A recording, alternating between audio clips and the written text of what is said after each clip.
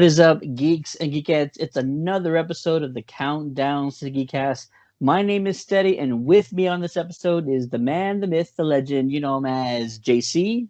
Hey, everybody. The man behind the magic, the one and only Joe Garcia. Hey, what's up, everyone? And I'm excited because we have a very special guest joining us on today's episode.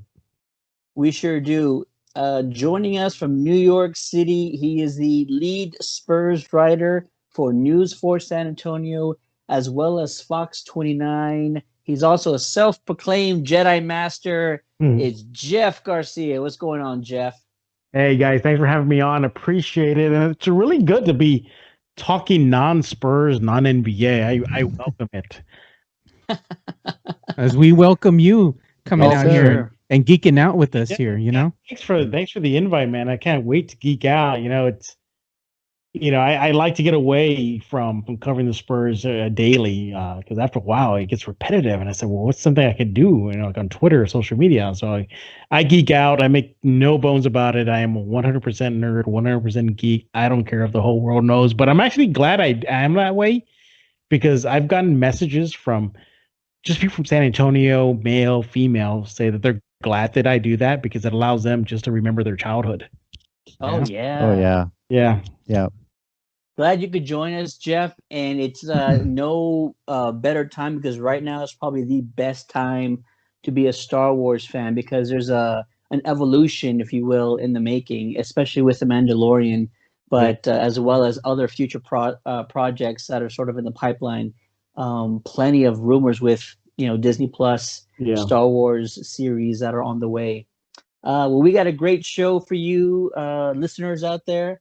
We're going to be talking about a couple of geeky weekly headlines. It's kind of been a slow news week, but we have some updates to The Witcher, some sequels that have been planned, and then, of course, we're going to be talking all about Chapter 10 of everybody's new favorite series or favorite series of the year, that is. The Mandalorian Chapter 10 just aired, and we can't wait to get into it. But first, I wanted to bring this up because it's a movie franchise that took everybody by surprise, really took me by surprise, and I can't wait to talk about this because I'm excited for what's in store for this franchise. Do you guys remember A Quiet Place? That I do. I remember A Quiet Remember Place. it, didn't see it, but I remember all the hype about it. Yeah. So You remember. You remember. Tremendous hype. It was a breath of fresh air. This movie that sort of came out of nowhere, really surprised audiences, was very inventive, really innovative with the horror genre that they were going for. We already knew about the sequel that's being planned. It's been pushed back. The current release date for that is April 23rd of next year. But we just got news today that a third installment to the franchise is now in development. Director Jeff Nichols has been hired to write and direct not another sequel. We're not talking about a trilogy here, but the idea is somewhat more of a spin-off. John Krasinski said he had some ideas on a third film for the A Quiet Place universe, and it seems like he's handing off the baton to Jeff Nichols, and I am excited for what's in store. The only very small description we got for this new project is something that's going to broaden the world that the original introduced, plopping viewers into a post-apocalyptic world where survivors are struggling to stay alive by being quiet, as monsters with ultra-sensitive hearing hunt them. Very vague, not too much to go off of, but I'm going to pose the question to you, gentlemen, and especially our guest of honor first. So, Jeff, are you interested at all in the expansion of the A Quiet Place universe? I am interested, but I'm also thinking it's a little too soon. I think you still need to develop it furthermore in the big screen before you go to the small screen. Quiet Place 1, huge success, horror, sci-fi. I think that's a genre that really hasn't been explored too much in cinema.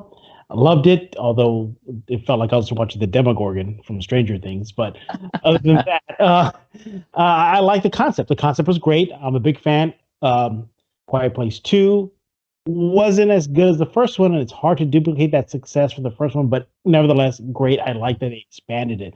I just think they need to continue building it. I would love for them to maybe go further back in time, maybe some sort of prequel show, sort of movie. Like, who are these creatures? Why are they here? How do they figure out that you have to be quiet? Was there something there that led them to Earth? Was it a noise? Maybe the Earth emanating some sort of frequency that brought them to Earth, or were they just pretty much among us all this time? That's the only way I think a TV series will work, to build on what happened before A Quiet Place 1. Gotcha. Yeah. JC, same question, sir. John Krasinski said he had an idea. He said it's going to be good, and now Jeff Nichols is taking the reins on this. You're not the big horror guy, No. but are you at all interested in seeing a sort of either a new take or a new point of view on the events of A Quiet Place?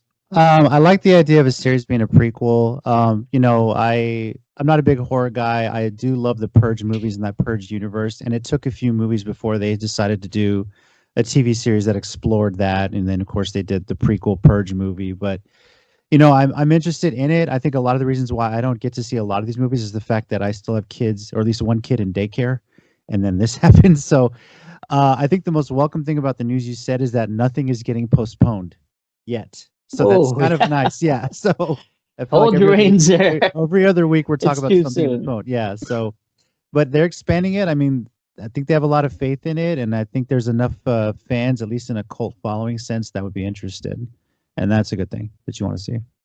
There you go. Now, Joe Garcia, you are the monster movie fan, the movie buff, if you will. So you're excited to see another film in this universe, correct? Yes, I'm excited to see another film in this universe. But the thing is like we don't really know a lot about this alien invasion. Right. So it maybe if we get this spin-off, like Jeff was saying, it'll allude more to how they got here, where did they come from?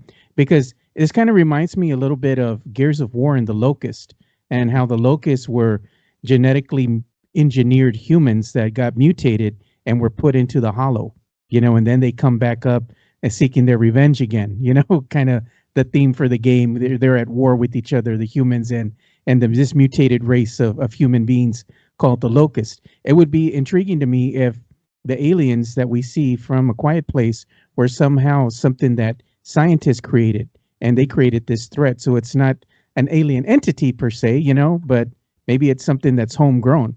That would be a really good twist. So Resident Evil, basically. That's kind of yeah, exactly. I'm sure Jeff would dig it. Well, I'm glad y'all are bringing up these ideas like Gears and Resident Evil, but that's my thing. I don't want it to be some sort of carbon copy of what's already out there. Yeah, this is a chance for a franchise to do something different. And look, you, me, everybody else on this panel, if they go the Resident Evil, Gears of War route, we'll recognize that right away. We'll be like, oh, this is pretty much for sure. War. Yeah. Let's do something different. I mean, there's so many. If they came from a different world, oh, okay, great. That's pretty standard among sci-fi alien movies. But why did they get here? As I mentioned, some sort of signal. What if one of those satellites that left the galaxy right now, it's out there and it's emanated a signal and they trace it back, something like that. But the thing is, like, how they're going to develop it, because we're also going to need to know, what are these creatures? Do they think? We know they can hear, we know they can hunt, but how do they coordinate? How do they communicate? Is there a leader? I think that's because they look like wild dogs, but where can we go with this? What if it's, you see, it's hard to really be original, because you could even dip into alien lore, like, Sigourney Weaver, that franchise, because what if they were a weapon of mass destruction they sent out to Earth? You just got to tread really carefully on how you develop this, because fans will recognize if it's something already used. I want to see originality. I don't see a lot of originality for the most part in Hollywood right now. No, Quiet Place was good. It was different. Oh I yeah. liked it. But I Mhm. want to see something original, fellas. Yeah, Same, it kind of. I think definitely. the aliens kind of had a hive mentality. You watched the original movie, when one of them was in distress, they all immediately knew who was in distress, and they came to that creature's aid, the one that they killed at the end of the movie. All the other creatures knew exactly where to go. So it's almost like a hive mentality, like a bee. So I'm sure if they have this hive mentality, there has to be a queen, there has to be soldiers and drones. You know, if we go with that concept of the And insect mind. here's a word right there. Yeah, that's Yeah. the thing. You want something original. That's what he's saying. You don't want Yeah. rehashed gears, rehashed. Yeah. You would think they're intelligent beings, like a la Independence Day or something like that. But where do you go from there? You got to build on something. And Jeff is definitely right. We see a lot of storylines just get recycled. Like, Oh yeah. it's a product of so much being out there, but people need to be more creative, and that's There what you we go. hope for. Jeff mentioned what the aliens or the monsters sort of resemble. They always reminded me of the bugs from Starship Troopers. Now, that's just me, Oh, okay. but sort of the arachnid-looking bugs that they have in Starship Troopers. These look a lot like that, and so if they You know, decide to bring out a brain bug in like the spin-off film, that's going to be treading too closely to Starship Troopers. So hopefully they won't do anything like that. Star Troopers could have had something good going in the major film. I Ooh, get they wanted yeah. to be kind of corny, very RoboCop-esque humor that they had in it. Yeah. They could have really taken this war between the bugs and humans and really gone full forward. I mean, you eliminate all the goofy, corny stuff and just had an all-out war versus these creatures. I think that would have been a phenomenal franchise. But nevertheless, I loved the first one. I think they tried to make it serious in the anime department, but it fell short. I saw it. I couldn't last about a couple of seconds. There you go. Yeah. I'm going to give John Krasinski the benefit of the doubt for now. I'm going to say I'm really excited to see how they try to expand this franchise. And maybe a spin-off doesn't necessarily mean we're going to follow the United States government or the military when this invasion happens, but maybe it's another family, or maybe it's maybe one specific soldier or person in the military. As long as you're following a specific character's point of view or a small group and seeing how this global event is affecting them directly, I think they can still capture the essence of the first film and what I expect to be the second film. um, I'm really interested to see exactly how those things happen, how the world was turned upside down. And the first film made all kinds of money and it had just this teeny tiny budget. So I think the studio is interested to sort of expand on this universe, and they're going to have the capital to put behind it to throw in some major special effects and put something a little bit more commercial out. But I still want them to do exactly what Jeff said, something different, something innovative, something new and refreshing. Just keep being bold in your decision making and keep pushing that bar even higher, because the first one, absolutely loved it. Can't wait to see the sequel. So yeah. All right, and once again, that was our thoughts on the spin-off announcement for the Quiet Place franchise. Again, the sequel is coming out next April.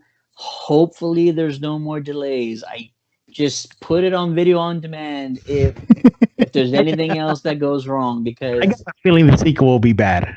tons of fans. No, no. I have faith in John. I have faith in Emily Blunt.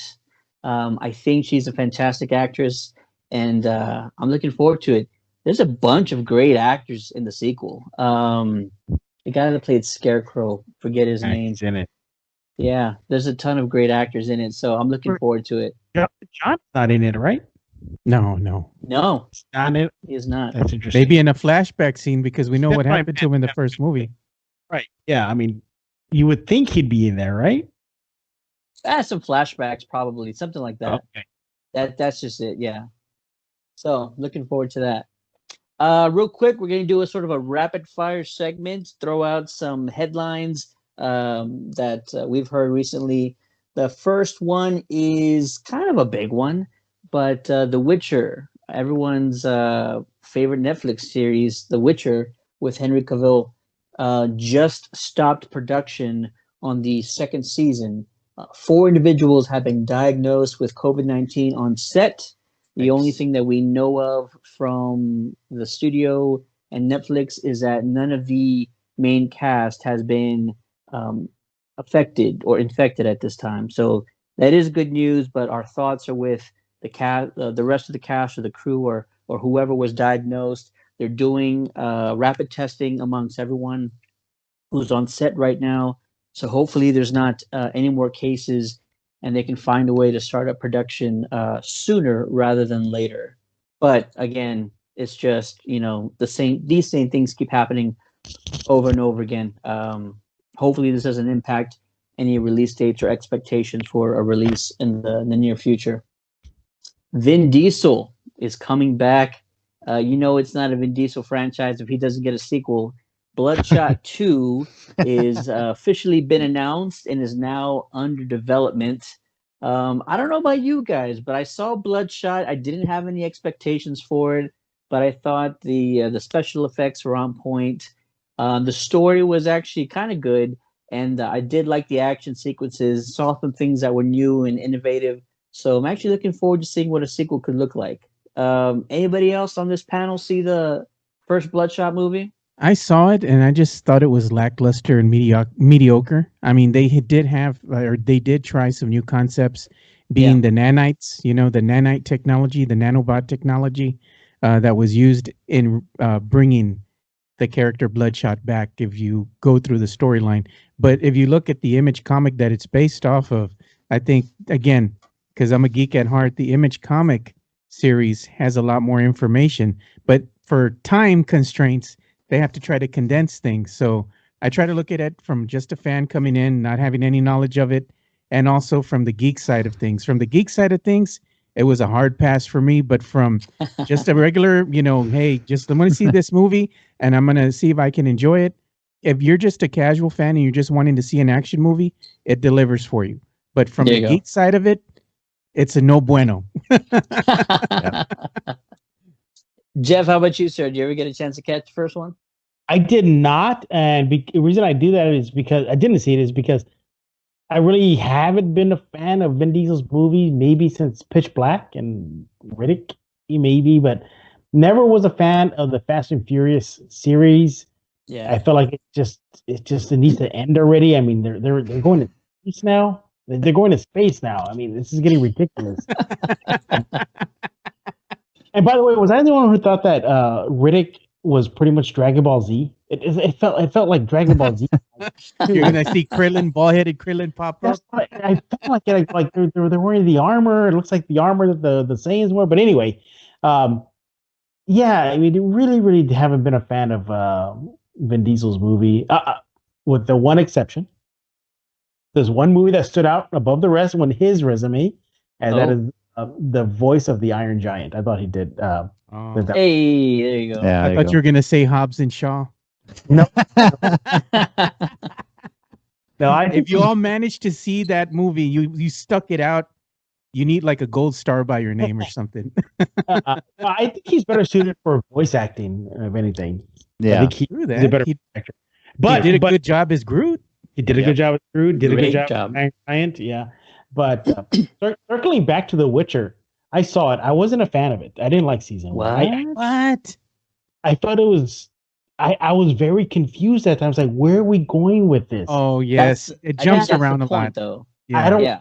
Didn't like the jumping around. I did not like. I thought the CGI was horrible. in season one. The dragon in the cave.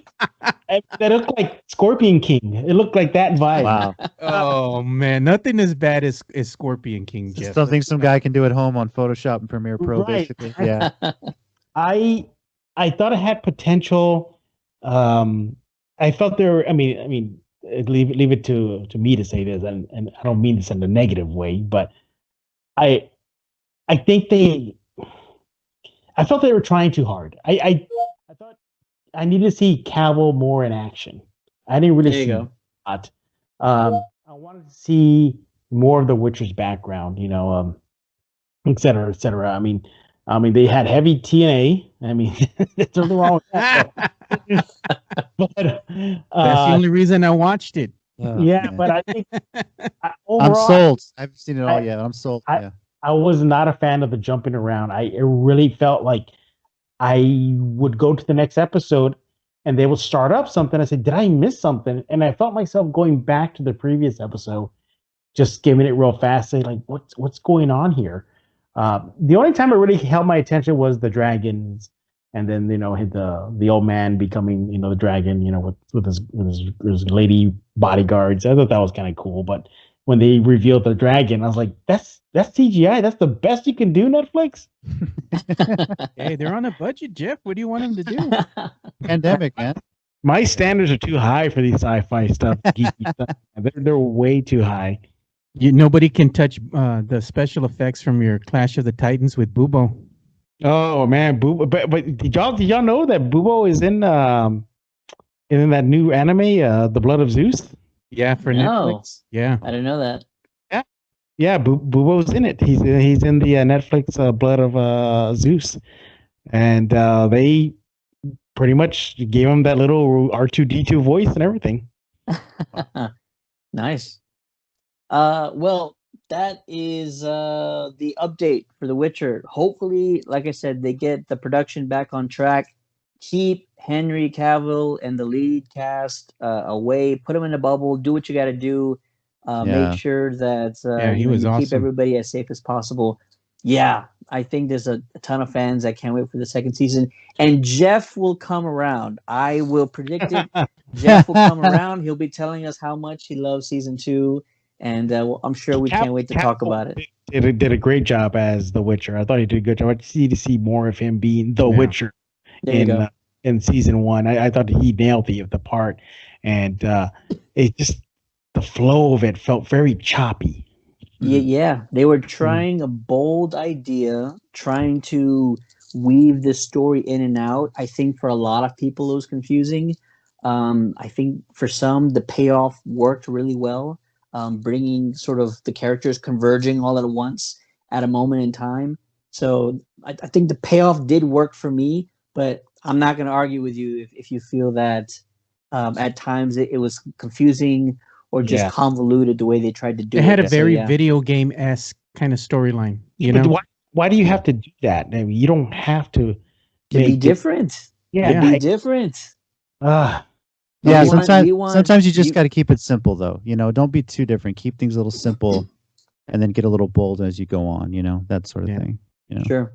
Yeah, you know what else? Do it in season 1. If they do it in season 1, I don't think they can repeat that same format in season 2. So I think you're good with it. But I'm still waiting for you to come around, though, Ted. You need to see his Dark Materials because season 2 is how long away now? I will be ready. I will be ready. Sunday. Better be ready, man. I will be ready. I got plenty of time.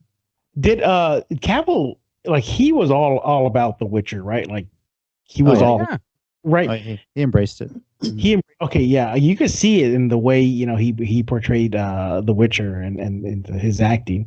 I just hope he keeps that vibe going. Give him a little bit more action. Give him a little more of his backstory. Cut out the choppiness, and I think it'll work. Yeah. Keep it simple. Yeah. Build things gradually, and then eventually you two can go into space like the Fast and the Furious franchise. That's how you build stuff. Yeah. Witcher in space. Yes, Witcher in space. If they soup up a space shuttle, I'm not even going to watch it, man. I'm not even going to finish watching. I'm out. I want a refund. All right. That was the update on The Witcher. moving on to video games for a brief moment because this week is a historic week. Both the Xbox Series X as well as the PlayStation 5 are launching this week. I know we have fans on both sides of the aisle. As of right now, though, if you are an Xbox Series X customer and you ordered through Amazon, you might want to check your emails. Let's just say it's not getting off to a good start. Amazon is sending out emails to some consumers notifying them that there will be a delay in some shipments for the Xbox Series X. Ooh, They should have used a plane like Sony. Yeah. This is going to hurt saying this.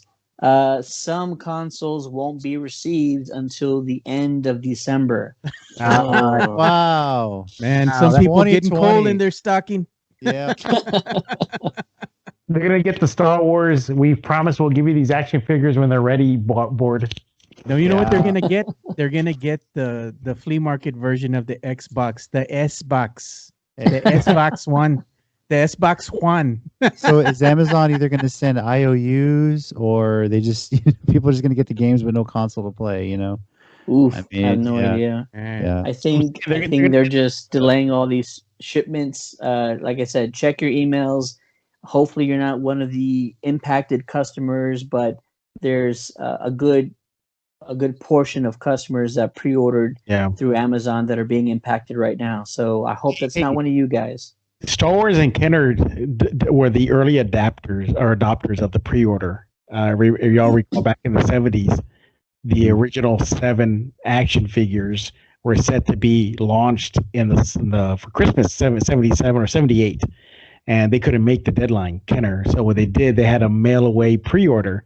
You mailed away a coupon with your payment, and Kenner sent back a box with a figure stand and a background of the X-Wing getting attacked by a TIE fighter and saying, you will get these figures at the later day. So basically they adopted the pre-order concept. They didn't know it was. But I think that's what Prime is doing here. You know, they're whoops. And by the way, Prime has been really off their game late. I'm a huge action figure collector, and I'm getting a lot of notices that, you know, this figure I ordered through them is going to be delayed. This is going to be delayed. You're not going to get it for Christmas. You're going to get it in early year. Yeah. So, I'm not too shocked that this happened to Prime and the Xbox, because it's happened to me on non-Xbox stuff. Yeah. I think I've heard right now, if you're Christmas shopping online, you better order now because it's Amazon Prime in the era of a pandemic. So everyone's going to be online shopping even more so than usual. So order now, get your list now, budget now, and just do it. You know, so that's really how it's going to be, and prep for that. You know, that's kind of the world we're in right now. So yeah, I heard some news recently, and I got this not only from my friends but also from my family. My nephew, in fact, was the one that was telling me today, texted me and called me. He said that he got a notification stating that, of all places, Best Buy has shipments of the Xbox One X and the Xbox One S that are going to be going on sale tomorrow. You have to keep on checking back with the website, and also GameStop has shipments of the Xbox One and the Xbox One S that they're also going to be releasing. Same thing with Amazon. Amazon has shipments already in their warehouse, limited supply of the Xbox One X and the S, but more than likely these systems that are there are going to sell out within minutes. So you're going to have to be quick on that refresh trigger finger in order to snag one of these. So what's going to go faster, Xboxes or toilet paper? Ooh. Yeah. I'd rather have the toilet paper, though, to tell you the truth. If we're being honest. Yeah. Jeff, what would you rather have, toilet paper or the Xbox One S or X? I don't want to answer that. I'm going to go Xbox. There you go. Oh, man. Cochino. I'll be a little laundry. Hey, at least you can use order a bidet or something right off of Amazon. You'll be good. Yeah, those are making a comeback. Those are getting big around the country. All right, so that's Xbox, PlayStation launch week. Looking forward to Xbox anyway, hearing more stories and hopefully some positive ones from all you geeks and geekettes out there. So let us know what you're playing. Let us know how your consoles are running. I think I'm going to wait a couple of weeks or maybe a few months before I decide to pick up one. Wait a and, year, see, dude. see what Wait a happens. year. There's The gonna be Gen 1s are going to be flawed. I mean, I'm excited for the PS5, but I ain't buying it at launch. I like that it's gonna PS4 library is gonna be like 99% of the PS4 library is gonna be compatible with the PS5. Yeah. They've already been running some PS4 games on it, and they run so much smoother. The SSD drive on the PS5 is easily upgradable, but there's always glitches in that first year, and that console is just huge. So Yeah. Sony will release a slim version later on. I'll be patiently wait for that. So I got some news on that SSD drive for the Sony PS5. What's that? What's that? It is not going to be upgradable initially at launch. They're going to upgrade the firmware with the patch, and once they patch it, doing the release of that patch, then you'll be able to upgrade or update the SSD using an external SSD drive. So it's not available at launch. You're going to have to wait a little bit. Again, wait, Well, because they'll release a version later on that you can update. They always do something like that, you know. So. Is anybody here a user or a member of Stadia? Because I am. No. I am not. No? Okay. Yeah, I cannot find anybody within my circle that is a. I'll say why. I play a lot of fighting games competitively, so I always play on like PlayStation or PC.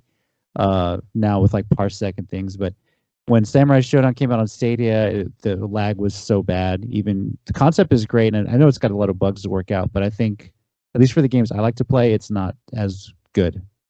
That's just me personally. Yeah, because my Xbox PS days are long behind me. I think I have in storage 2 generation Xbox ago. Like it's been older. I haven't been on that train, and my PS2 or I think 3 is what I have. But anyway, I don't mind Stadia. I like the fact that my cell phone is my control. I mean, it's my unit. You know what I mean? It's my console. Yeah. But I do agree with the lag. But they seem to have. You could tell Stadia's trying so hard to put out some major hits out there, but I just have not met anybody on Stadia, and I'm so curious. Like, is it that bad? Like, is this a concept that's going to die soon? Man, should I bail ship now? I think it's a concept that won't die soon, but there's not enough infrastructure yet.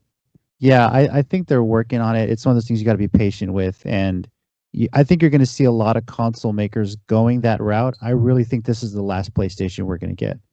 Sony's practically said that they're going to look for some full-on digital route. So, Stadia might just be ahead of the game, and everyone's trying to learn from what they're doing. So, because success with Steam seems to have a good success. Steam is great, and a lot of that has to do with the fact that people are doing it on their own PCs.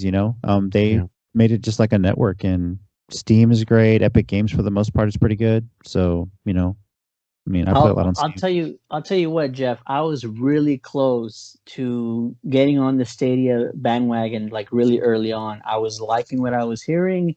I liked that there was no console. There's no hardware to worry about.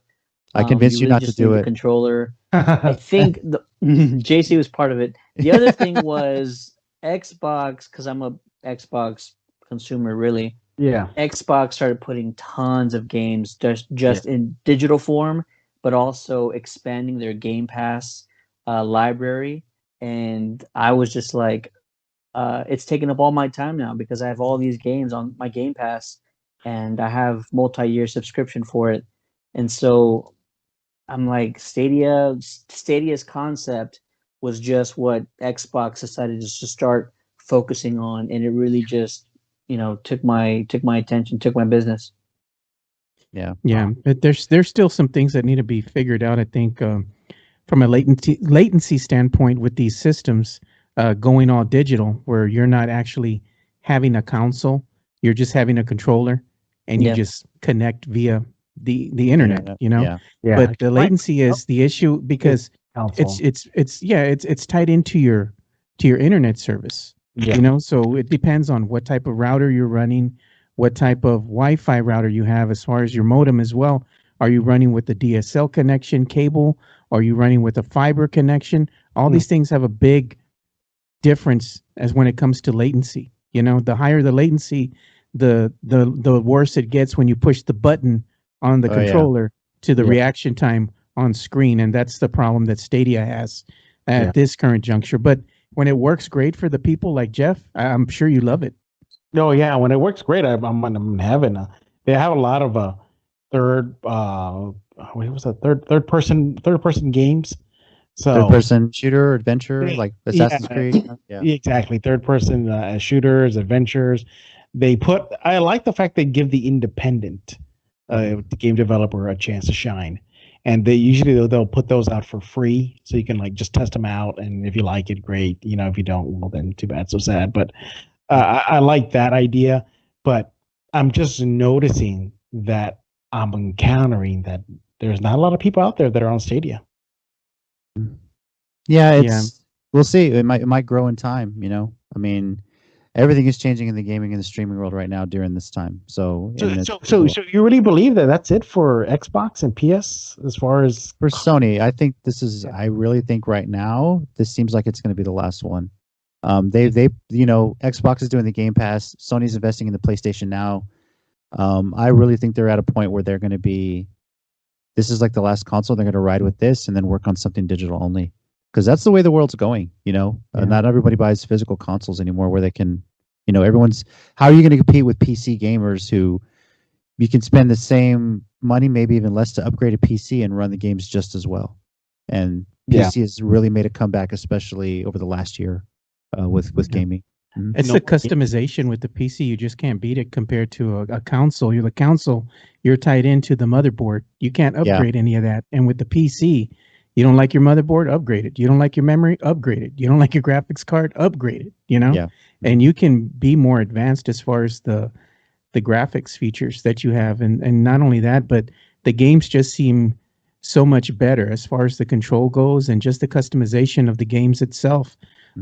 There's a lot of modding out there, you know, when you're playing first-person shooters, and it's just a lot of fun, you know.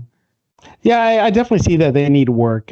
Stadia, like one thing I like, they say you don't need a controller. Like, you're fine just off your cell phone or your laptop or your computer. But I have a controller, and it's heavier than I expected when I got it in the mail. I was like, this has some weight to it. It's not light at all, and it's a little clunky, but it gets the job done. Do I have fun with it? Of course I do. You know. Yeah, I enjoyed it, and it's good for me as now that I transitioned from a hardcore gamer to a casual gamer. And it's great, but I just was thinking about this, like, wow, this could be the future, like Stadia and Steam, and dare I say, no more GameStops in the future? No, I would hate that. I would cry. Yeah, you know, unless it's like a gaming cafe or something like that. Yeah, exactly. So, that would hurt so much. Yeah, but hey, but if the controller's heavy, you can get your arm curls in while you're playing, so you still work. Boom. Yep. There you go. Put in work. Yep. All right. Now for the moment we've all been waiting for, the topic of the night. Drum roll. We're so it's time for eager to be talking about. And we're Zane. No, damn it. Not we're a few days away. It's Friday. Pretty close though. That reboot of Animaniacs better do well, man. It's still be fun. I'm sure it will. I'm sure it will. Dude, the marketing is top notch. I cannot wait. So it's gonna be just fine. It's gonna be fine. Back in the day. Yes. Oh yeah. The same voice actors: Rob Paulson, Jess Harnell, who I've met, and we carried on a conversation like this for about 5 minutes. So, it's great seeing the behind the scenes. It's the same voice actors. It's everything I've seen. I'm a huge fan of the show. So, seeing it come back, what are they going to take on? Because they break the fourth wall so much. Yep. Can't do the election. Take on the election. That's South Park. I can't wait for South Park to touch that. But yeah, so. You know, I'm so looking forward to it. I still hope they push the envelope as they did back in the day, because we were younger. We kind of got an idea, like, hey, we know what she meant by polka dot with Prince, you know, that episode. We knew what that was about, and I hope they do that again. Yeah, and how are they going to change the song? Because the original song had Bill Clinton in the theme song, but do you mention Biden or Trump now? How do you adjust the theme song for that? So yeah, I mean that'll be fun. Favorite Animaniac, Jeff? Who was your favorite Animaniac? Oh man, I kind of like Dot. Yeah, I thought she was the sassy one. If you go back, she was the one that more did the edgy comedy. she did. Yeah. Oh, for Yeah. sure. She did more of the edgy comedy. Yeah, and I like that with her. I liked Wacko, man. Wacko was just out there, dude. I loved Wacko. See if I shall show up on my camera. Yep, Wacko Sabu. Obviously, Yeah. Wacko's my favorite. He Yeah. kind of reminded me of the guy, the lead singer from Gorillaz. The way he's animated and the way he talks, he kind of Oh, reminds I me can of see that. that. Yeah, yeah, But he talks like a beetle. yeah. Exactly. Yeah, you could say that. Yeah. Yeah. So I'm looking forward to some Animaniacs. I just want to see what they're gonna do. Like, who are they gonna spoof? Because I mean, that's their shtick. That's what Who they aren't do. they going to spoof, man? Who aren't Yeah. they going to spoof? That's what I'm looking forward to. Everybody's a I target. just hope Yeah. that PC Patrol doesn't come at them. You know what's going to happen. Oh, man. Who cares? It's on Hulu. It's a premium service. It's not like it's on network TV. Well, then you know? perfect. Yeah. Yeah. Yeah. So yeah. It's not gonna be TV7 that whatever rating that they Does give it, the does it get kids. slapped the label though? Not for kids. More than likely. I don't know what the rating is on it yet. I need to Maybe look it up. maybe it'll be teen or something like that. Maybe teen. Yeah. Let's Yeah. see. Yeah, because there's no way the '90s version would survive this. Oh no! No way. But I'm looking Cancel. forward to Pinky and the Brain. I love me Pinky and the Yes. Brain. Yes. Yeah. That's what I'm looking Think forward about to the that. most. Think about that. There's so many things that we got to enjoy that wouldn't happen nowadays. You know, like the OG Animaniacs. Imagine Married with Children today. No way. God. Oh That God! not. No, ma'am. No, ma'am. Exactly. Starting a group called No, ma'am. Man, my favorite character was Griff, dude. The Yeah. guy that worked with them in the shoe store. Those guys were clowns when they were together, man. He was trying to fit that lady's shoe in that size 5. He's like, ma'am, there ain't no way you're a size 5. Yeah. So, the good old days, fellas. Yeah. Times are changing. And when does that come out, JC? I know you're waiting for it. All new episodes, November 20th, actually. Yeah. So a couple weeks. Couple So- of weeks away, November 20th. New And I have that. Animaniacs I'm series. taking Yeah. that full day off from work, so I'm gonna watch all There the you go. episodes that day, probably. So You're yeah. gonna be in cosplay or what? I probably might have to buy a red hat and a blue shirt. Yeah. So There you go. There you go. Do that thing like one a week, right? Here's the whole series, binge it. I think it's the whole thing. It's I want to say it's like 13 episodes. Perfect. Yeah. So just here it is all at once, and there's plans for more, as I understand it. So here's hoping. I'm sure There you go. the ratings are gonna be sky high for this. Oh yeah. Oh, no doubt. The rating is TVG, so TV Okay. general audiences. Yeah. So that's So the. far, I don't like it. Ah. They'll push the envelope as much as they need to on that Yeah. rating. Believe me. So yeah, they will. But if we get the Animaniacs that are returning, I wonder how likely it's going to be that we get a Tiny Toons reboot. I love me some Tiny Toons. You know, I think they were that's- playing with that idea. I think so, and Spielberg has a hand in the Animaniacs reboot. If he gets enough, maybe he'll also, because I think he had a hand in Tiny Toons, so he'll want to bring Tiny Yeah. Toons back if possible. Yeah. So Yeah, I love Tiny Toons. I want to see that return. Well, Animaniacs is coming out November 20th, but already on its second week is The Mandalorian. Season 2 is here. We're talking all about chapter 10. You say his name right. He's the child. The child. I haven't even said it yet. You're jumping on my case already. JC's gonna get you, man. That's JC's job, not yours, sir. I've converted another one. Yes. Chapter 10 is here, and Mandalorian decided to turn his vessel into an Uber service. And he's Oh, still God. traveling across the galaxy looking for Mandalorians. But in this adventure, he's taking Lady Frog and her eggs over to Trask Oh, to meet her husband and get them fertilized so he can possibly find some more Mandalorians. This was a very fun episode, gentlemen.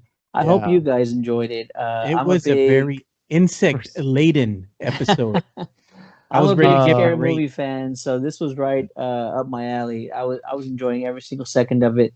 Let's get into it. First off, we got to call out the beginning of this episode. He's still on Tatooine. and now he's visiting Moss Eisley Cantina. Anyone? Good times. Even before right? that, just the little bounty hunter thing where they tried to trap him and get him, And the child went rolling in the sand.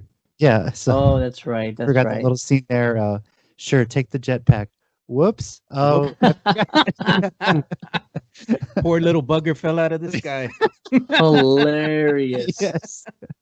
Oh my God. What did you think about that, Jeff? You saw that thing just get swooped up in the air by the jetpack and then just falls. I thought that was really great. I thought the whole opening sequence was good. I was hoping they kept that action pace sequence throughout the entire episode. I did like the X-wing scene. You know what hit the fan when the wings opened up, but Man. I thought that was just awesome. What I do have plenty of questions though. My first question is, how does Mando know about the Force when he says he doesn't know anything about Jedi and Sith? When he told the X-wing fighter, "May the Force be with you." It's kind of like a common term though that they use in that universe. Everybody, when you're dealing with the Rebel Alliance, may the Force be with you. I think they dropped the ball on that. They could have fleshed that out a little bit more because when I saw that, I was like, wait, he doesn't know anything about. He calls them sorcerers. Yeah. Well, I mean, I'm going to take them to their kind. Like I thought that could have been fleshed out a little bit more, guys. the only thing I can think of is he's had his experience with the child, or maybe that was the way they kind of caught him with it. I guess like he doesn't know anything about the Jedi or the Sith, but may the Force be with you. Okay, maybe this guy isn't who he says he is. So, but I think his experience with the child, he's seen it firsthand, so he knows it's out there. At least on that level. Does he know it's the Force though? It's not clear. Yeah. It's not concise. You can assume a number of things. Either some time has passed, he's starting to learn little things here and there about the Force, or he could just know that this is sort of the saying that goes on within the Rebel Alliance. Or these X-wing fighters, fighter pilots. I thought it was hilarious because growing up Catholic. I knew it. I knew you were going to say Hold on. I've never heard anyone respond to that and also with you. I'm like, wait a minute. I do it every May 4th. Oh man, that's hilarious. I don't know if it's it's got to be just a huge inside joke, right? It's a Catholic Star Wars joke. I think. You go. Trust me. I think they could have easily got it. Like maybe not got guys like myself or just fans to question that scene if he heard the X-wing fighters say it first. Like, sure, may the Force be with you. Then he felt like, oh, okay, yeah, may the Force be with you. You know, kind of like that. I think if you just flipped it, I think it would have worked. But that was kind of my question, or my ears perked up, saying, "Wait, hold on here," And then the second question I have is, if I wish I had, Dave Filoni and Jon Favreau in front of me right now, that'd be awesome. And tell them, are we doing this? Are we going down this road, guys? Of somebody needs help, Mando needs help, somebody comes helps him, gives him what he needs to get. Everybody goes and comes together to help Mando, and Mando helps them, and everybody lives happy ever after at the end of the episode. Yeah. And that is starting to become a pattern now. And frankly, guys, I'm getting tired of it. Ooh, he needed an L. He was due for a big L in this episode. How he got bailed out by the guys that were hunting him down. Yeah, I see what you mean. I hope that's not a trend. Yeah, I agree with that. This is a trend that was kind of there. It was starting to pick up in the season 1. Blaring in season 2 to begin. I need whose armor is that? I got it off of Jawa. Okay, I'll give it to you if you help me do this. Everybody lives happy ever after. Season 1. Hey, look at the village. We're getting attacked by these thugs and the big ATT walker. Help us, Mando. We'll give you some shelter. All right, help us. I mean, we're seeing this pattern over and over, guys, and I'm hoping Disney is not Disneying this up and going to screw it up, because I wanted a gritty series. I wanted a series that showed the underbelly of post-Empire. Where Lawless is out there. We got great hints of it. We got great hints of that. Of how chaotic it was in season 2, episode 1, where Cobb says, the moment they announced the Empire was done, chaos broke out. That was great. And I said, let's go. The mining coalition. Yeah, and we didn't get that. Now we're seeing this wash, rinse, repeat thing. That needs to stop like now. I need to see Mando get his ass kicked. I need to see something happen to the child. Yes, I'm saying something needs to happen to the child. I need to see just something grittier, non-happy, because this is the beam between the First Order, the new Rebel Alliance. They're getting their you know what together. Mm-hmm. There's gonna be chaos. Let's see this chaos. That's what I loved about season one was there was chaos. We heard that all these former ex-generals of the Empire were becoming pretty much mafia guys. That's great. Let's explore that. Mm-hmm. We got a taste of that with the client, but that's it. You know, I think yeah. you're also trying to put the Mandalorian himself Din into a category he's not accustomed to. He's not a hero. We're not talking about a guy that goes around saving people. Even in season But that's one, what he they're was doing. That's what they're making him do now. Yeah, well, he was But all he's about the mighty dollar. The story Yeah. arc of season one is I'm all about myself until I decide to start helping this child. Oh, for you, JC. you But damn now, right. So now he's become the Uber driver. Now he's become the That's what Well, look at. I'll put it. I to mean, you like this. after this ride, he's probably going to be working for Lyft now at this Lyft. point. Yeah. there you go. But it's Actually, his he won't mantra, be though. working That's because why he he got does such a that. bad review on this ride. Yeah. So Yeah, but it's his mantra that when you're a Mandalorian and you're given a task, he's assigned a task because it's part of his religion. Mhm. They said, you have to take this child back to its kind. this And is he's the like, way. yeah, and they said, this is the way. He doesn't know. He even said, they kind of like, we don't know. Well, you got to find out who he belongs to or where his kind comes from, and you got to return him to his kind. And whether he likes it or not, that also comes with having to help other people at times to get his information, because right now what we're seeing is that he's looking for other Mandalorians because he needs to know how to be able to communicate with the different factions that are out there, and he hasn't really got a whole lot of information. He's gotten little bits and pieces that are fragmented, and we're just seeing him start his journey. But right now we're starting to see him in some peril because part 1 of this chapter 10 episode, you see what happens to the Razor Crest. They're limping, to this next world, this water world that we're going to see them go to. I believe there is where Jeff is going to wind up seeing, Mando get his loss. Something's going to happen there. Yeah, I said it last week. I'm still predicting by the end of this season, something's going to happen to the child, and I think Boba Fett's going to be the one to kidnap. I mean, the sequels in the Star Wars, the bad guys usually win, right? So that's kind of where I'm running with that theory. But my wife looked it up after this episode.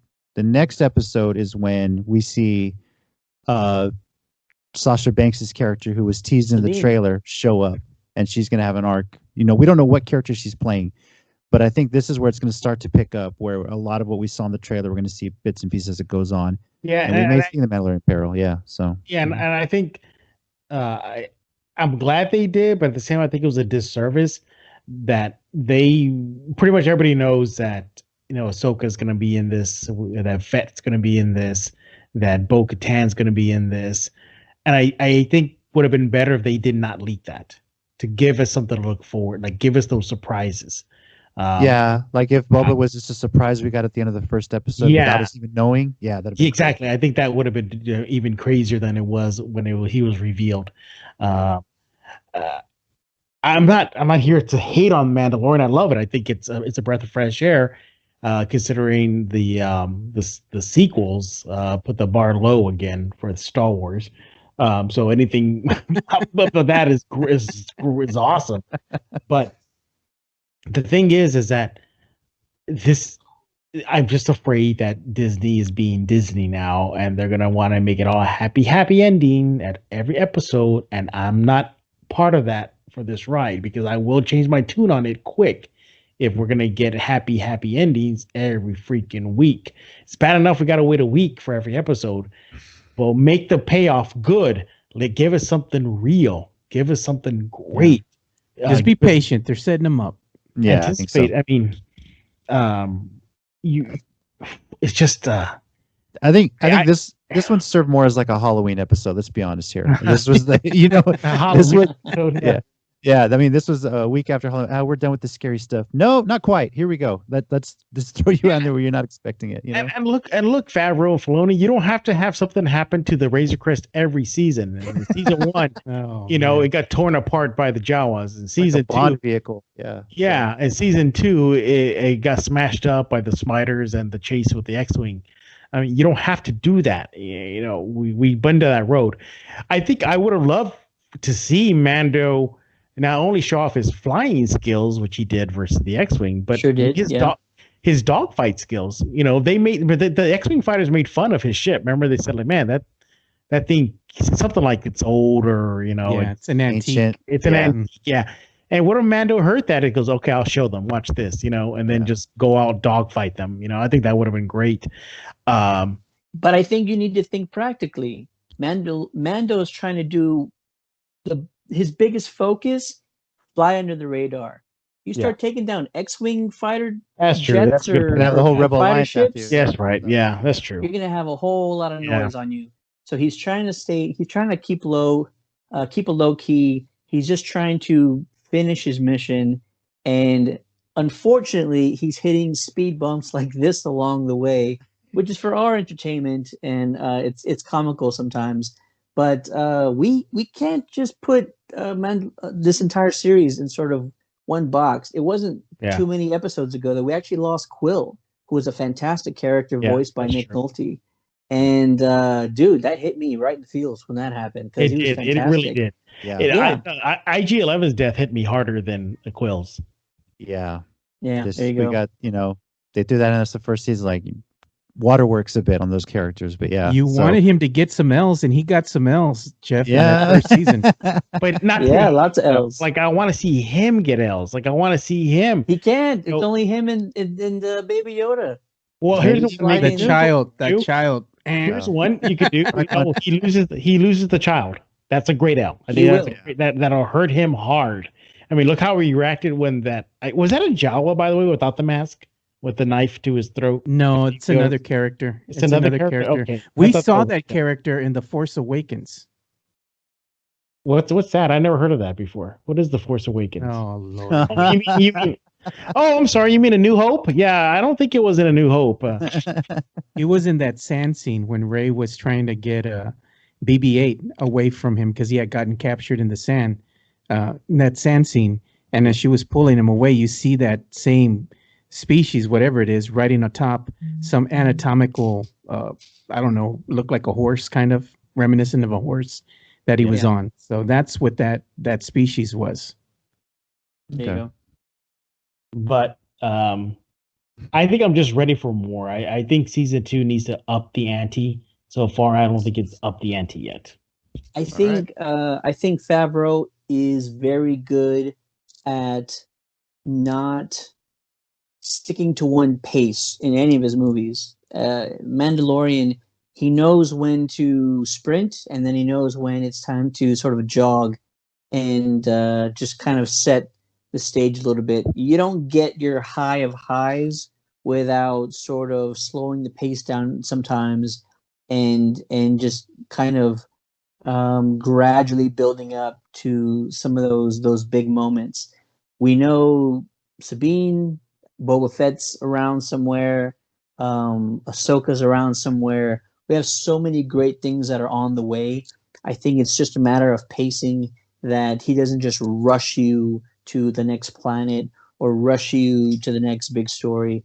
I think they're doing a good job of maintaining a certain level of speed with the storytelling, because you can't go full speed ahead the entire time, but maybe you can go all out on, let's say, like the last 2 episodes, or probably be huge the way they end the second season. So I think it's just their way of kind of cruising right now, because they know what's in store and they know what's to come. Call this a filler episode. I think some people might definitely do that. But I think this has always been sort of the focus of this series. Star Wars, its original conception was always like sort of a episodic TV show where these adventures are sort of popping in and out, very old television style formatting, and Mandalorian is trying to kind of fit that mold.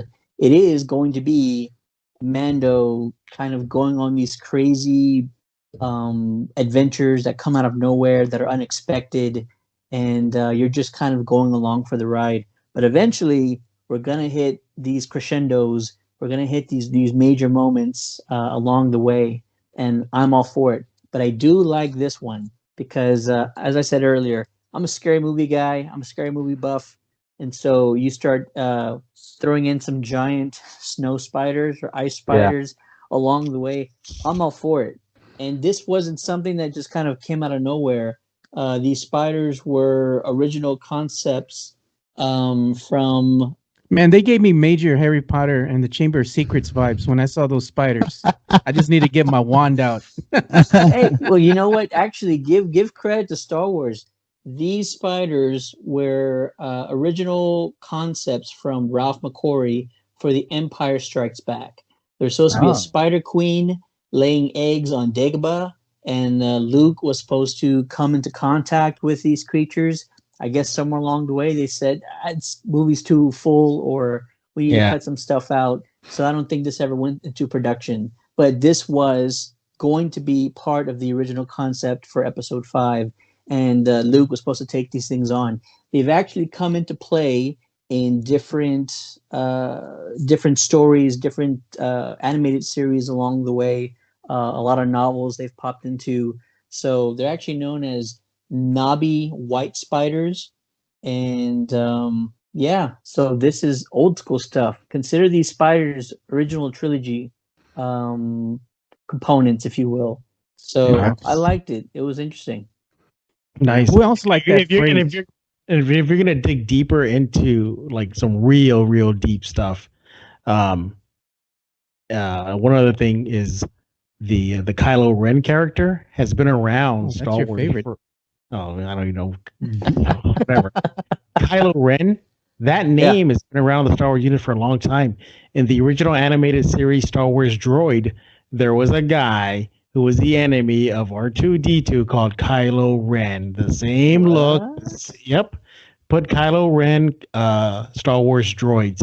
The pirate dressed in black. It's from the 80s. It's a cartoon from the 80s. A cartoon from the 80s. Yep. It was the characters were. The series focused on 3PO and R2, and one of their nemesis was Kylo Ren. No joke. Wow.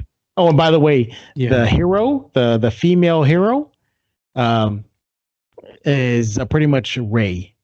She's introduced in the series in Droids, wearing that same sand getup that we first see her in A New Hope. The Force Awakens. Looking for the parts in the Star Destroyer. That same outfit is the same thing that you see in Star Wars Droid. I swear to God, Abrams ripped off everything from Droids. TFA. Yeah. Hey, but the Droids intro music is fire. It's like 80s hair band galore. Yeah. The guitar riffs. The intro to Droids is awesome. It's actually I think the guy who sang it was either he was with the band Boston or the Police. No, I'm with the Police. He's a band member of the Police who sang that song. Okay. Yeah. Nice. All right. It's got some major 80s hair band vibes, man. You got to play that. Yeah. And I know it's a ripoff of that, but when you pay $4 billion or however much they paid to own the franchise and say we're going to retcon this and use what we want, what do you expect? So some stuff will get recycled, but at least we're getting the Knights of the Old Republic back, right? Eventually, hopefully. Yeah. So well, I was saying the phrase that I actually liked from every episode of The Mandalorian has these little phrases, this little banter going back and forth with the characters. And my favorite one was the lady that was running the that port, where he's docking the hangar. Yeah. She goes, that dragon meat better not have any maggots on it. Then they show baby Yoda just playing the child. I was going to try to get JC get fired up, but they have the child looking at the dragon meat with this jubilation, just this look of jubilation. I'm like, man, that's the way I look at a Whataburger when I'm starving. He's just like, man, he can't wait to get his hands on some dragon meat. But this little baby Yoda, the child, aka the child, his stomach gets him in so much trouble in this episode. He's just eating everything, snacking on that lady's eggs. And he's like, how many did you eat? He just looks right at him and he goes, and he just slurps it. Even at the end of the episode, everybody's like, oh my God, man, we just need to limp into this other planet. And they show baby Yoda, the child, and he pulls out that little egg. Hey, My Joe. kids love that. My kids Joe. love that, dude. Oh my God, yeah. Hey Joe, check your Twitter DM right now, and you'll see the ripoff of Ray from Droids, and you're gonna freak out. Just wait till you hear his react right now, guys. He's gonna be like, "Oh my God!" Okay. Oh yeah, I remember that. It's Ray's image. Yeah, It's a complete ripoff. Man. yeah. You know what? The weird thing is, during the '80s when they had that Star Wars hour, it was droids, and then they had the Ewoks animated adventure playing back to back. At that point in time, it was like an early Saturday special. I think you remember that, right, Jeff? Mm-hmm. Yeah. Yeah. The Ewoks was actually not that bad. You would think it's really bad because if you saw the movies that were horrible, but the animated adventures were a lot better than the movies. Yeah. But yeah, I'm hoping for good things. Back to the topic, Mandalorian. It needs to get real, guys. It needs to start getting real because I'm losing patience with this formula they've been trotting out lately.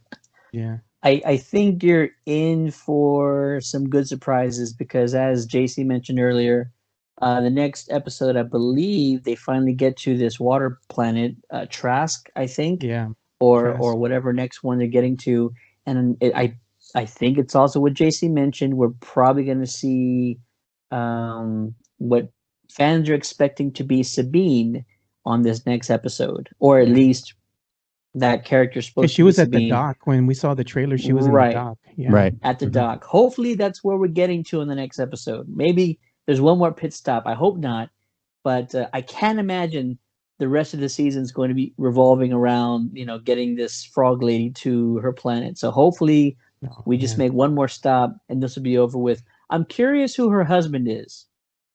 I don't think it's going to be a big reveal, but I am curious how this entire storyline is getting into this season. So, is it possible that her husband could be someone of note? I'm thinking someone amphibious looking from a water planet.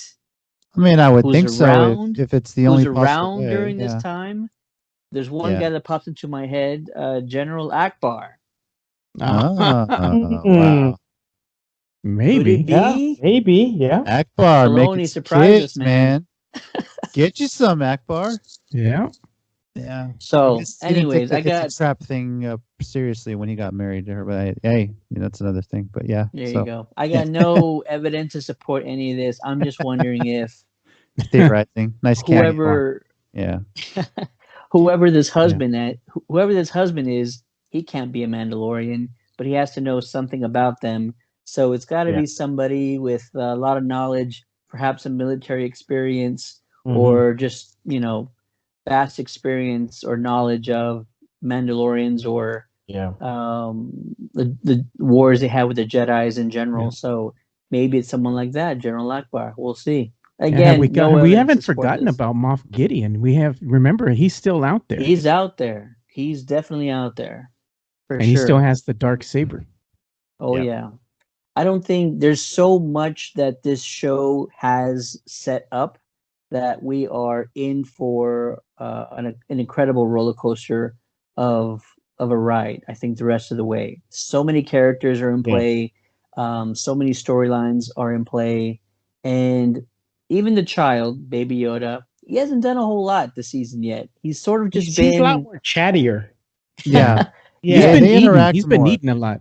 They interact a lot more. Yeah, he's helping a lot less. He's being more of a nuisance than anything else. That But, he is. He's being a uh, child. He's being a child. Yeah. Is the guy under the Mando armor? Is it a different guy? Because he looks bigger this season. He looks thicker. Ooh. That's probably the COVID life, man. Eating the quarantine snacks, Jeff. Oh, no, I didn't mean it like in a bad way. Like it looks like he Tortillas. just He probably bulked up. I think with this taking Yeah, off, he looked- probably he wanted to bulked bulk up up, some yeah. more. Yeah. So yeah. I mean, why he looks thicker. Yeah. Swole. Unless you believe some of the rumors, there's a lot of rumors before this season started that Pedro Pascal, who plays Mandalorian, that he was somewhat uncomfortable in the armor for so many long hours filming that at times they just let the stunt double or whoever his stunt double is just take over the reins quite often, because you really only need Pedro's voice for a That's lot true. of the scenes. You don't need him to Yeah. do much in the armor. So again, those are just the rumors.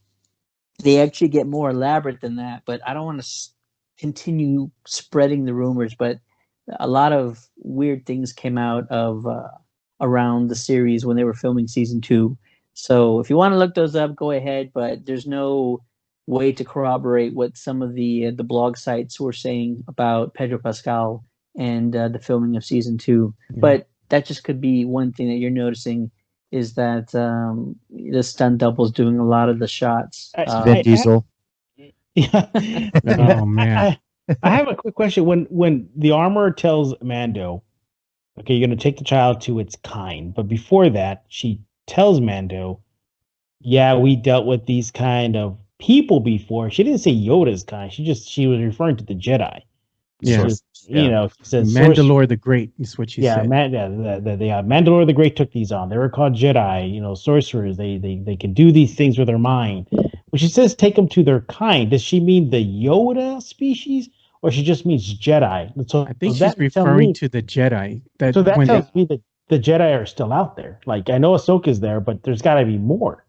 For sure. Yeah. Well, Obviously, we yeah, know that. we know Luke is alive. Obviously. Yeah. Yeah, Luke is I'm sure- alive. Yeah. I'm sure he's building up the Jedi Order again, or he's trying to on this level. You know, I know we figure he's training Padawans. Obviously, you don't want to hear the sequel trilogy, but we find that out about Ben Solo. Eventually, he's training him. So you would think there's others out there, or at least looking into that sort of thing. So So the It's very directive possible. was not to take him back to his species, but back to the Jedi. to his yeah, kind. feels like. maybe Okay. that's it. Okay. Maybe he just doesn't know. He's trying to find that out. You know, he's Yeah. trying to find other Mandalorians that might help him with that, because he has no idea where this child came from. Okay. We never knew. I mean, to our knowledge, this is only the second time we've seen this species in this universe outside of Yoda. You know, Yeah. So Well, in the prequel trilogy, you saw Yaddle and you saw yeah, Yoda. yeah, of course. Yeah. Yeah. So yeah. So I'm thinking And these if- are creatures that As- are born from the Force itself. Yeah, as far as we knew, Yoda was the last of his kind, you know, Mhm. and then we're finding out this child who's already 70 some odd years old. So it couldn't be a reincarnation of Yoda, because Yoda died less than that time. So, you know, who knows? Maybe he So- came back in time. I think somebody had said that the other day. Hopped in the DeLorean. Yeah. But we all know that the scientist from season 1 was someone who worked he was a on clone, the yeah. clone planet of Camino. Yeah. So it's not throwing out the possibility that the child is merely just a clone of Yeah. Yoda, or a clone of someone who looked like Yoda. Is It's it always a that- They possibility. is need it that something I don't that's want them- inside the child, though. They need something that's inside this child. And the rumor is that Moff Gideon has a child of his own who is in dire straits or sick, and they need to extract something from the child in order for Moff Gideon's child to live. Something's going on there that we don't know yet, but it's leading towards they need to get something from this child, whether he's dead or alive. There's something that they need to extract from him. It's interesting. Wow. Okay. Well, remember, Palpatine's still out there, so maybe he says. Yeah. And if you believe Samuel L. Jackson, Mace Windu is alive somewhere too. Yeah. I don't That's know if he just what he survived the claims. fall. There's a lot of hearsay about that, but that would be amazing if he walked in somehow. Well, Luke fell from a great height and lived, and Palpatine fell from a great height and lived. Mace, well, Darth Samuel Maul. Jackson says Jedi's are known for falling great distances and surviving. So maybe he's still Darth hopping Maul around as well. I'm back, mother. Yeah, we might just get that. So, Oh yeah.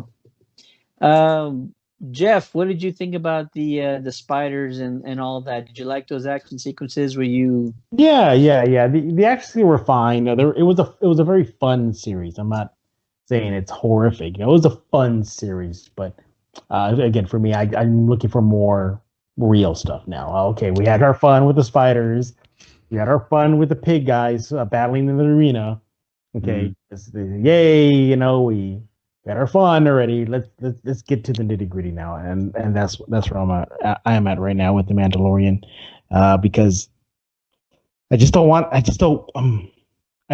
to become well, I can never pronounce the word formulaic. I don't want that to happen. Yeah. I want to keep us on our edge of our seats, give us something new, give us something different, up the stakes, up the ante.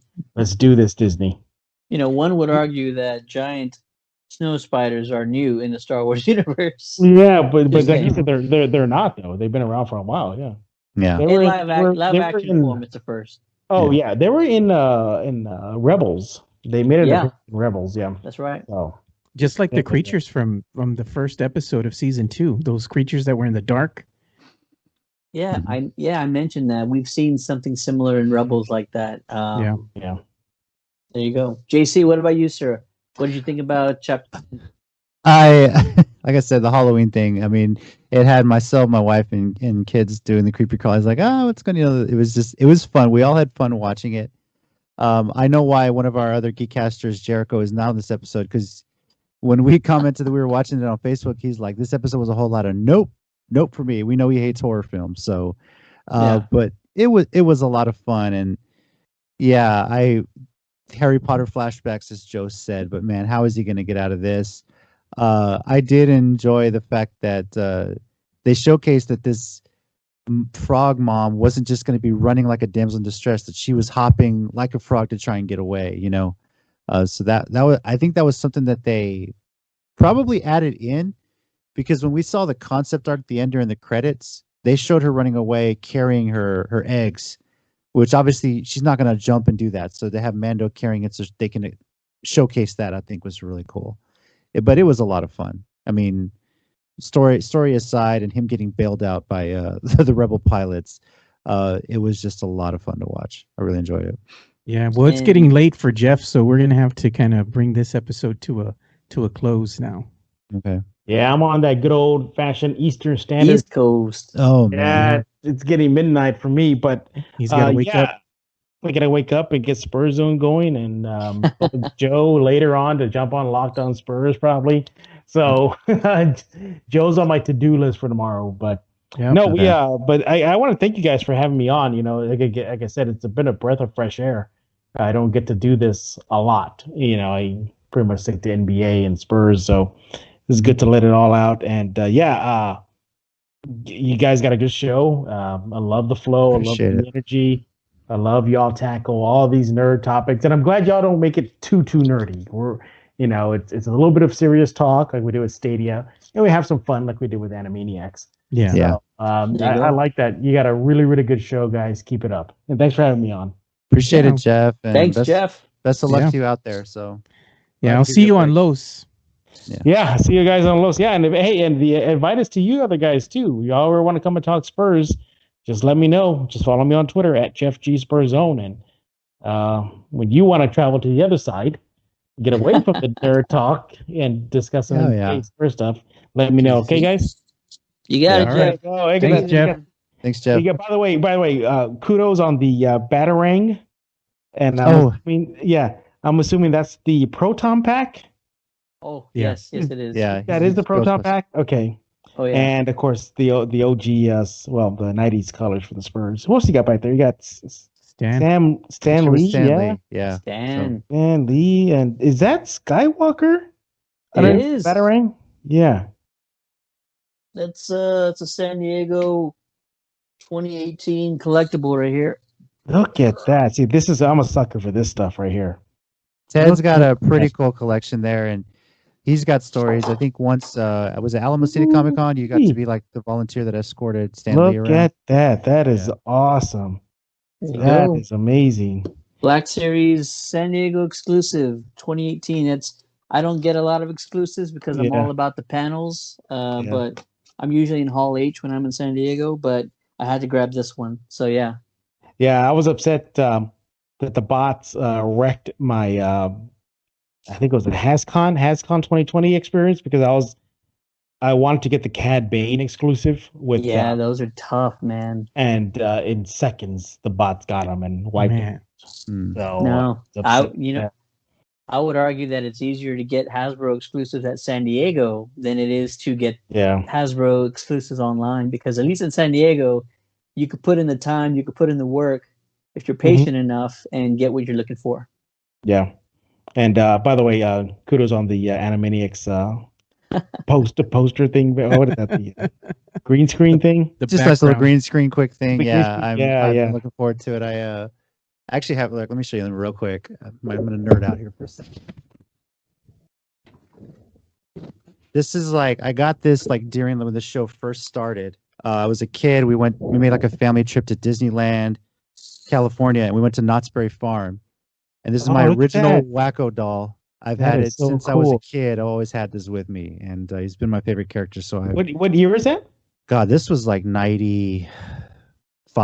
I got this. Wow. Yeah, so That's I've had it so with me cool, since then. man. So showing my age. That was that was the show I watched getting home from school. It was like, I gotta watch Animaniacs. And Yeah, we used Yeah, to watch Batman, the animated series. yeah. Yeah. So, Yeah. For sure. The Funko Pop, they released their Batman 90s animated line already. And they're pretty cool. I haven't gotten one though, but I was surprised though that the Amazon exclusive of the child in the pouch with the stormtrooper on the bike is still available. Wow. Oh, Wow. wow. That is I wonder- still available. I wonder how quickly the one of him trying to get to the eggs is gonna go, because that came out quick. So, Yeah. Yeah, they kind of leaked the scene already. They released that picture months before the series began, and I thought it was a gumball machine at first. That's what I go, it's some sort of like candy machine that he wants to get into, but yeah. he's all eating eggs. So, but hey, guys, thank you so much for having me on, and I appreciate it, and I hope to talk to y'all soon. Yeah, Thanks, Jeff. anytime, Yeah, Jeff. good to talk to you. Hey, laters. How's it going? All right. Let's kind of finish up this episode then. Joe, what did you think about the ice spiders in the Oh Mandalorian man, chapter I 10? got major Harry Potter vibes, man. I was wanting to cast a spell. You know, I was like, Ron, where are you? Yeah. Ron was But- no help. Yeah, he was no Right? help. You know, he was ready to head for the hills.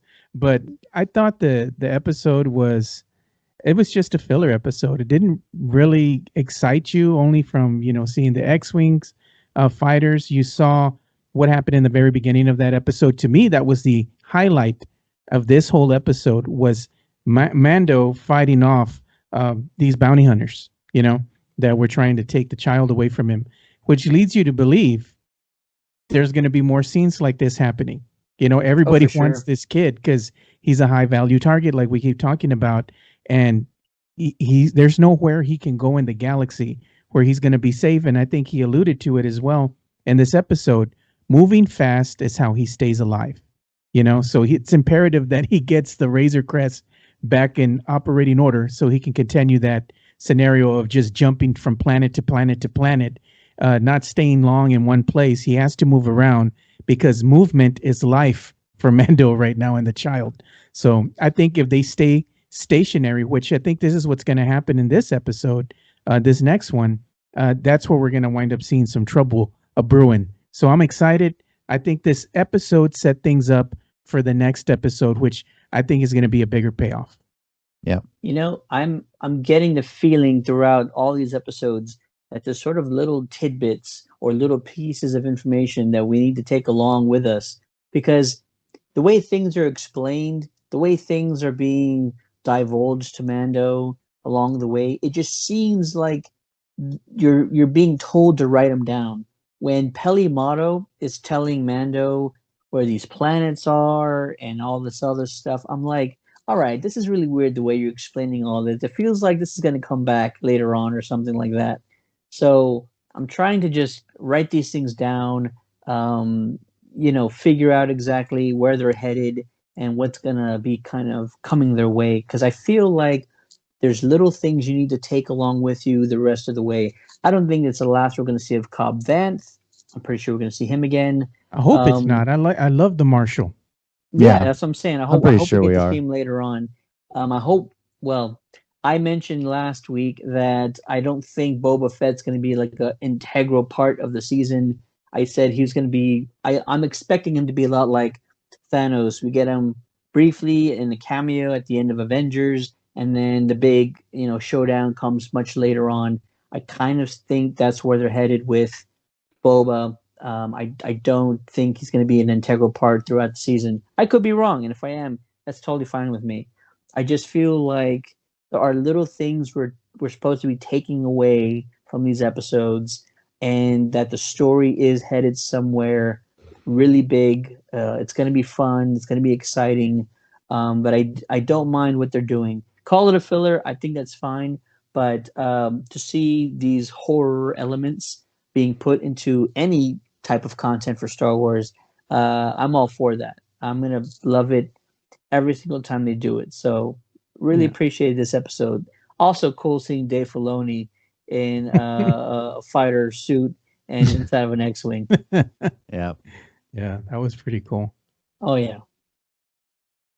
All right, I think that'll do it. We've talked a lot about this episode, and can't wait for more. Episode 3 should be exciting. I think we already talked about what our expectations are, and we want to hear from you. Tell us what you thought about Chapter 10 of The Mandalorian, titled The Passenger. Did you like it? Did you not like it? Was it a filler episode to you, or did you just enjoy the hell out of it regardless? Let us know in the comments below. You can send us a message on Facebook, or you can always email us on the contact page of our website at www.countdowntothegeekcast.com.